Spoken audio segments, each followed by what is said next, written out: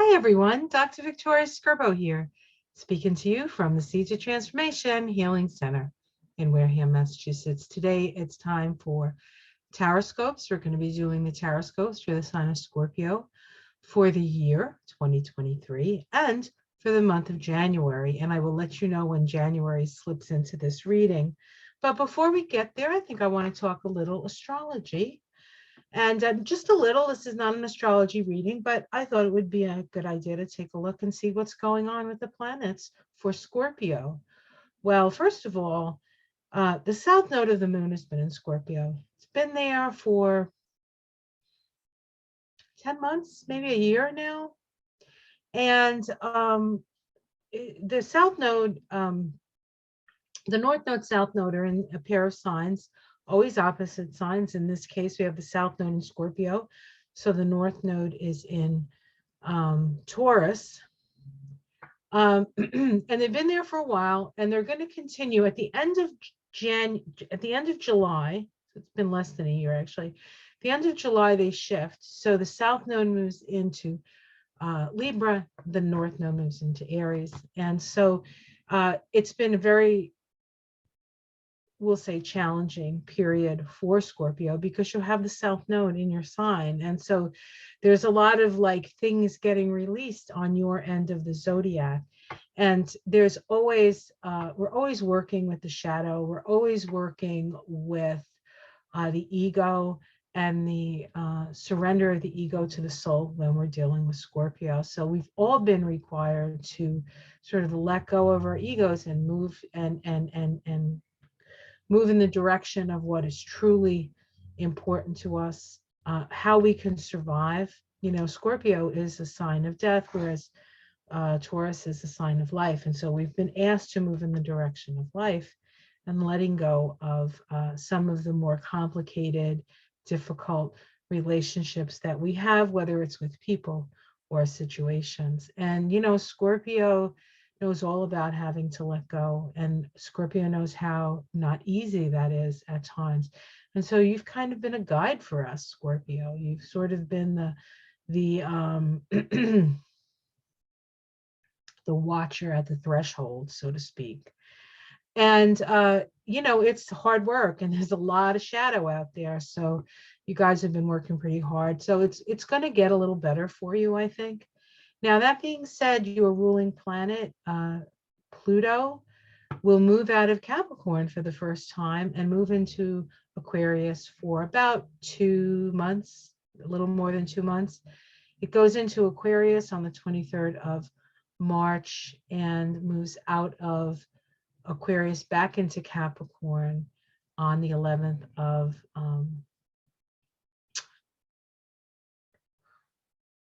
June. So the planet that rules your sign is moving, and it takes a long time to move into another sign.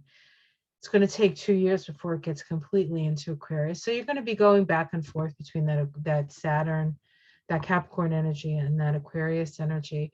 And that cusp between Capricorn and Aquarius is really where we come to take responsibility for ourselves and then move in a more collective direction. Once we realize who we are and what our power is and what we don't have power over, then we move into working together with others. And so, and you guys know how to work with others. Scorpio is a sign associated with relationships. So it's not like you're an Aries and it's like a totally like, what's that about, right? No, you're a Scorpio. You know what it takes. You know what you've had to sacrifice, and you know some of the pitfalls of relationship for sure. So so you're going to become very it's going to be very important for you. And when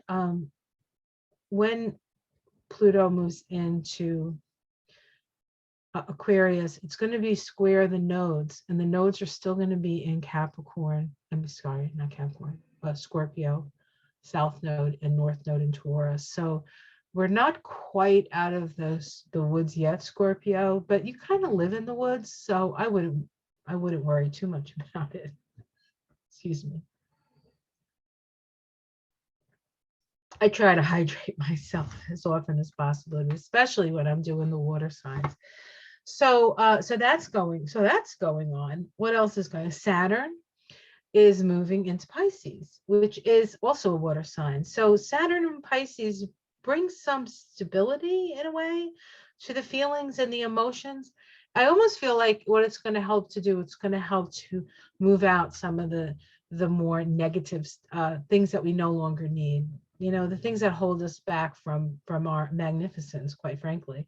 And Saturn sort of gives it a little bit of a roadway so that that can flow out a little bit easier. So I think it's actually going to be a little easier now that Saturn is moving into Pisces, as opposed to being in Aquarius, which is a sign that squares you. So there's more crisis associated with Saturn. And we can't forget that Saturn was pretty much square the nodes of the moon, meaning that it was square the south node in Scorpio for most of the year. At 11, sometimes it was tighter and sometimes it was looser, but it was always there, constant pressure to go to the past, south node in Scorpio, to see what needs to be released. So in order for us to live together, as humanity, Saturn in Saturn in Aquarius. So it hasn't been easy for you. And I think it eases up a bit for you this year. So that's good news, astrologically. So before I do the actual card reading, we're going to look at, I'm going to do an oracle pick. This is for the year for you.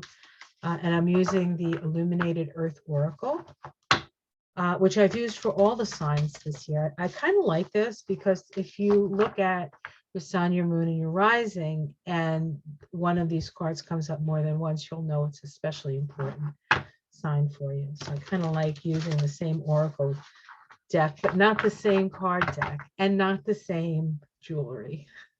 I have this here. This is, I don't exactly know what, this is Oregon, I think it's not the state. Oregano. Anyway, they make it with resin, and there's crystals in it, and there's like a capacitor, I think.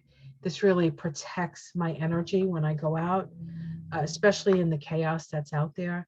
So it's very protective, and I really like it when I have to be like go shopping. I'll put this on because it keeps my energy around me more cohesive and coherent, no matter what's going on out there.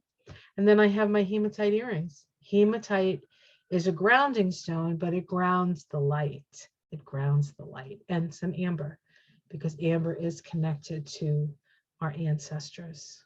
And it's kind of in a way that we can connect with those who have passed. So that's my jewelry story today. I haven't told anybody about any other signs about my jewelry story, but I felt the need to tell you about it. And I think, in part, like there are many tools to that can help you navigate this, and what you wear on your body to a certain extent can help as well. So can colors can help. White is protective. Black is absorptive. So if you want to know what's going on, you wear black. If you want protection, you wear white. If you want passion, you wear red. If you want creativity, you wear orange. If you want will and joy and happiness and getting what you want, you wear yellow. Wear green and pink for love, and blue for speaking your truth, and purple for activating your higher chakras. You know how it goes. And if you don't, I just told you. Let's see. Oh, funny, evolution. You are evolving, and you're doing a fabulous job. And evolution is not for sissies. A lot of times Scorpios are right at the very edge of evolution, right? They're the cutting edge of evolution. And so sometimes they'll cut people, which people don't like, but ultimately it's for their own good. We have disguise, and responsibility.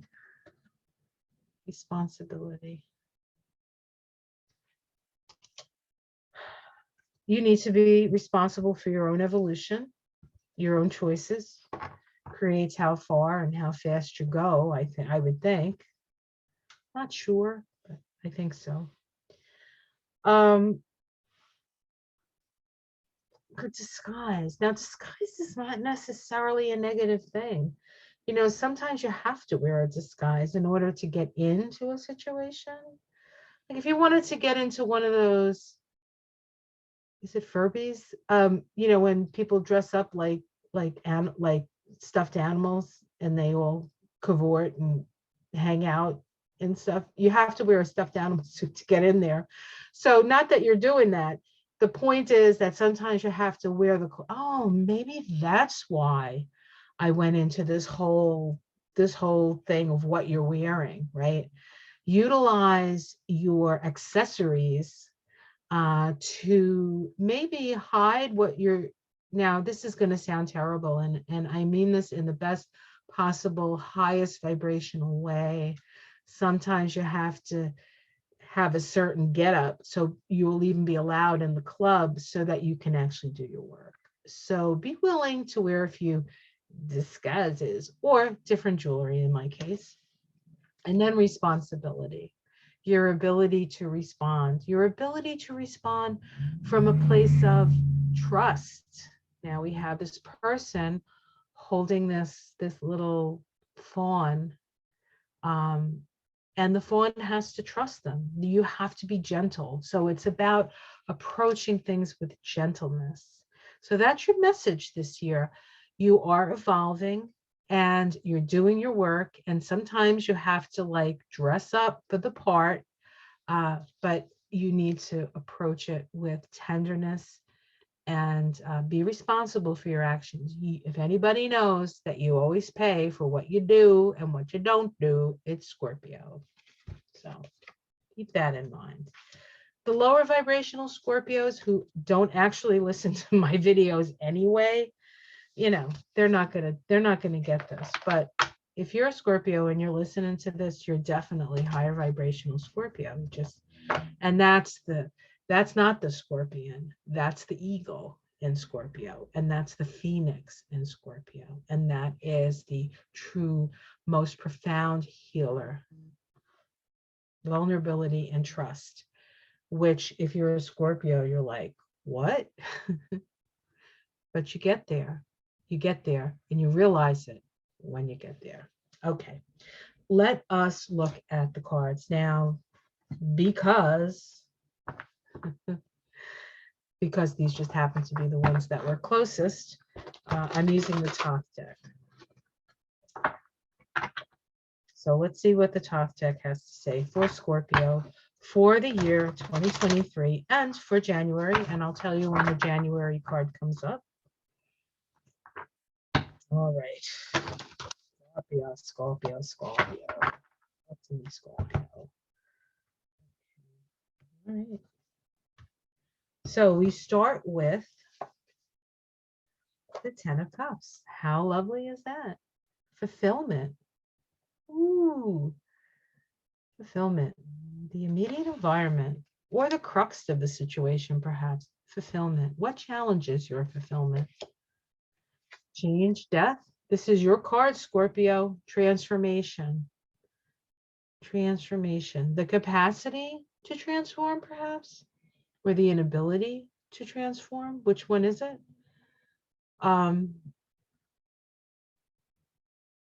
And, you know, for some, you may feel like you're in a really good place and you don't really want to change. But Scorpio is all about change. So you know that. At the root, we have the Temperance card. In this deck, it's called Art. It's alchemy. It's fire and water coming together. It's a spiritual initiation. It is a trial by fire. You are walking the straight and narrow, Scorpio, and you are having a transformational, evolutionary ascension experience. And remember, the first card that came up was evolution. You are, in a way, the what do they call that when you go to battle, like the people in the front line there, the head of the spear. You really are the head of the spear when it comes to evolution. And we're at a time when it's evolve or die kind of idea. And if anybody knows that, it's you. So this is a time of spiritual initiation for you to let go of your lower nature, or not necessarily let go, but bring it up to the higher vibration of your higher nature. Allow your higher nature to become the lower nature in order your best self, your most self, your greatest self to be manifested at this time on planet Earth. In the past, we have the Nine of Pentacles. You've been very successful. A lot of you have the 10, right? The 10 of Cups and the Nine of Pentacles in the past. So there's this sense of like you've come to some fruition, you've come to the end of something, and you're sort of garnering the benefits of that. Let's see what's in the sky for you. Oh, the Princess of Cups. This is the Page of Cups in the tarot and the other decks. This is trusting. Hard. That's what's in the sky. Spirit is asking you to trust the process. In the immediate future, and your January card. It's going to be hard. January is not going to be easy. You're going to have to overcome some of this. Mars, oh my God. Mars in Gemini. The year starts with Mars in Gemini, retrograde. It goes direct in the middle of January. And then it's moving ever so slowly forward. When a planet stations, it builds up a lot of energy. And it's Mars, and Mars has been frustrated for a long time because it's been retrograde. So be extraordinarily careful in January not to get caught up in any sort of situation where you're putting yourself in any kind of danger. That's what I want to say. If you can avoid it, avoid it. If you can't avoid it, make sure you wear your protection, whatever that is. Whatever makes you feel safe and your field be more coherent. It's so interesting how this all connects, right? Didn't expect that. How people see you, like you're hung up. They just hung up. This is a card about connecting with cosmic consciousness. It's not just about not being able to do anything. But there is a certain amount of certain things have to move out of your field and move out of your life. And there's not much you're going to be able to do about it, except that you need to look at it from a different perspective. Stay connected to cosmic consciousness. Your domestic situation. The Strength card, called Lust in this deck. This is about the Kundalini energy, the rising of the Kundalini, the power of that. This is a throat chakra card, finding your voice. The Cruelty card is simply a January card. It does not mean that it's going to be your whole experience, your domestic situation. This is actually pretty hot, Scorpio. So if you've been wondering, wonder no more. It's good. It's a good card for your domestic situation. Hopes and fears. What is this? The Eight of Cups. The Eight of Cups in this card is called indolence, which is sort of like, being kind of stupid and drunk.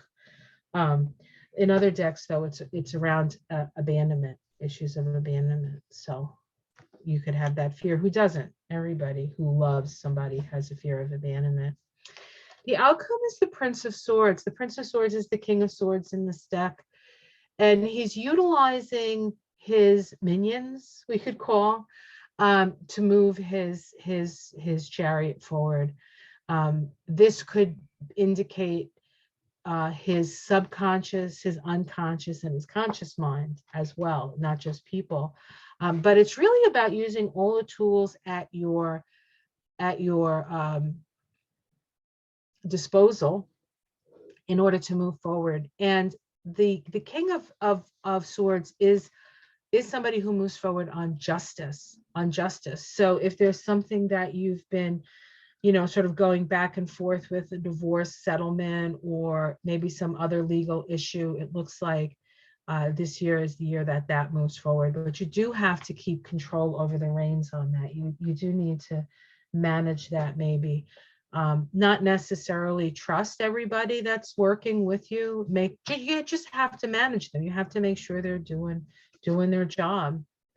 We have the Ace of Swords. I'm going to pull until it's 3 cards if we can get a major arcana, but this sort of goes along with truth. The truth will set you free or put somebody in jail. Not you, somebody else. I wonder if Jack Smith is a Scorpio. Sorry. Speaking of Jack Smith, we have the Justice card called Adjustment in this deck. So we have justice, a balancing of the scales, and victory. So fear thee not. Victory is at hand. Let's see what's underneath it all. The Magician. This is your capacity to focused intention, utilizing all the elements at your disposal: earth, practicality, money, resources; water, feelings, emotions; air, your mind; and fire, your spirit, all in balance for success and dominion over your own life. So be careful in January. Otherwise, it looks really good.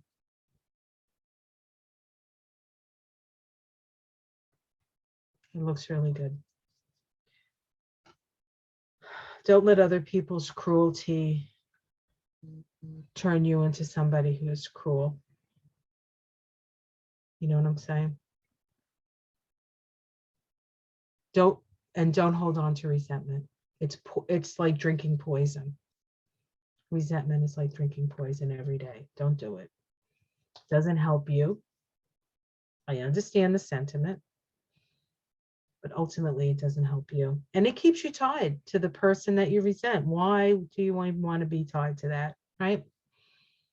All right, guys, I hope you enjoyed that. Please like and subscribe. Give me a thumbs up or whatever. Share if you can.